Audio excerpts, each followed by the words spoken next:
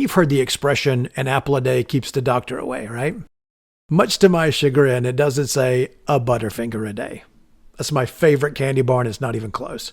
Imagine with me that we walk into my kitchen together and find an apple on the counter sitting next to a Butterfinger. I'd like to tell you that the apple looks so red and fresh and natural and delicious, and the Butterfinger's in that trashy plastic wrapper, and they changed the taste a couple of years ago, and it's not quite the same, so the decision is so very obvious and easy. Well, actually it is easy. I'm picking the Butterfinger. And what happens when I do? Nothing.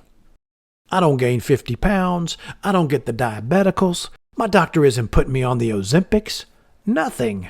So I say to myself, I think maybe this apple thing is a scam perpetrated by the apple lobby. And tomorrow, I again look at the apple on the counter sitting next to that Butterfinger, and what do you think I do? You're doggone right. I eat that Butterfinger like Bart Simpson.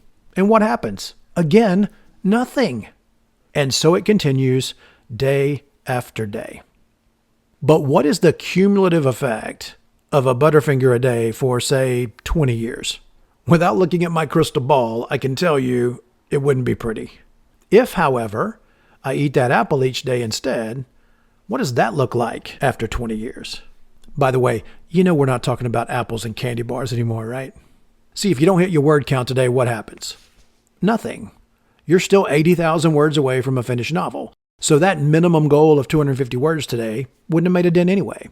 And because there's no real deadline on finishing, it's not like you're under the gun. Besides, you'll make it up tomorrow. But if I make that a daily habit, what is the cumulative effect of missing my word count every day for a year?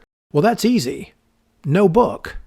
Conversely, what is the cumulative effect of hitting that count each day for a year?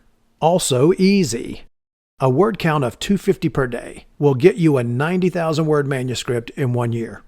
Not because you magically have more time, but because you're faithful with the time you have. See, faithfulness means showing up to write at your scheduled writing appointments. Make that time sacred, because it is.